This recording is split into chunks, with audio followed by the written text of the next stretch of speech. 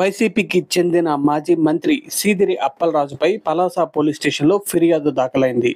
గత ప్రభుత్వ హయాంలో అసెంబ్లీ సాక్షిగా ప్రస్తుత ముఖ్యమంత్రి, అప్పటి ప్రతిపక్ష నేత చంద్రబాబు నాయుడుపై ఆనాటి మంత్రి, నేటి మాజీ మంత్రి అప్పలరాజు చేసిన అనుచిత వ్యాఖ్యలను శనివారం పలాస ఎమ్మెల్యే గౌతు శిరీష తీవ్రంగా ఖండించారు. అనంతరం ఆమె కాశీబుగ్గ సిఐ విజయానంద్కు మాజీ మంత్రి అప్పలరాజుపై ఫిర్యాదు చేశారు. ఈ సందర్భంగా ఆమె మాట్లాడుతూ, గతంలో ఎమ్మెల్యేగా, మంత్రిగా ఏనాడు బాధ్యతాయుతంగా ప్రవర్తించిన సీదిరి అప్పలరాజు అసెంబ్లీ సాక్షిగా చంద్రబాబు మానసిక పరిస్థితి బాగోలేదని, నేనే వైద్యులను సర్టిఫై చేస్తానని చేసిన వ్యాఖ్యలపై ఫిర్యాదు చేశామని తెలిపారు. వైఎస్ జగన్ మెప్పు కోసమే అప్పట్లో నోటికొచ్చినట్లు విమర్శలు చేసేవారని ఆరోపించారు.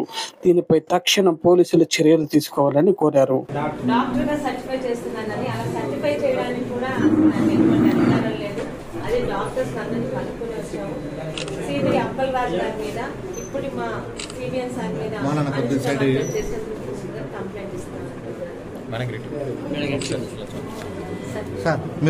ముందాగా విమర్శలు ప్రతి విమర్శలతో సాగాల్సిన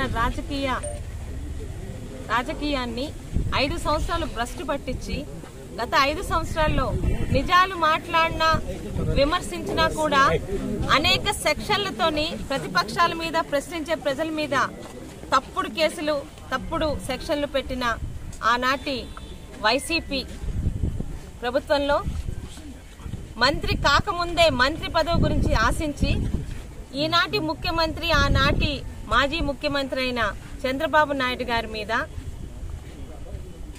ప్రజా సమస్యల్ని మాట్లాడే అసెంబ్లీ హాల్లో, అసెంబ్లీ సాక్షిగా నోటికొచ్చినట్టు నోరు పారేసుకొని, చంద్రబాబు నాయుడు గారి మానసిక పరిస్థితి బాలేదు, నేనే సర్టిఫై చేస్తానన్న మాజీ పశువుల మంత్రి గారి మీద ఈరోజు పలాస టీడీపీ కుటుంబ సభ్యులందరూ పోలీస్ స్టేషన్లోని కంప్లైంట్ ఇవ్వడం జరిగింది. దాన్ని ఎఫ్ఐఆర్ కూడా రిజిస్టర్ చేయమని చెప్పాము. వాళ్ళు చేస్తారు.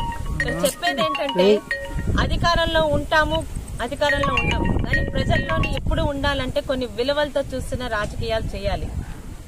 నోటు పారేసుకునే వాళ్ళకే మంత్రి పదవులు ఇస్తానని చెప్పిన జగన్మోహన్ రెడ్డి ప్రాపకం కోసం విజనరీగా కీర్తించబడుతున్న చంద్రబాబు నాయుడు గారి మీద, ఈయన ఒక డాక్టర్ అట, ఈయన సర్టిఫై చేస్తే చంద్రబాబు నాయుడు గారి మానసిక స్థితి బాలేదంట, ఆయన్ని హాస్పిటల్కి పంపించి సర్టిఫై చేశాక చంద్రబాబు నాయుడు గారు అసెంబ్లీ హాల్లో రావాలని నోరు పారేసుకున్న అప్పలరాజు గారి మీద మేమందరం కంప్లైంట్ ఇవ్వడం జరిగింది. ఖచ్చితంగా దీన్ని ఎఫ్ఐఆర్ కూడా బుక్ చేస్తారు. లీగల్ గా, చట్టపరంగా ఆయన మీద ఎటువంటి యాక్షన్ తీసుకోవాలో చట్టం ప్రొసీడ్ అవుతుందండి.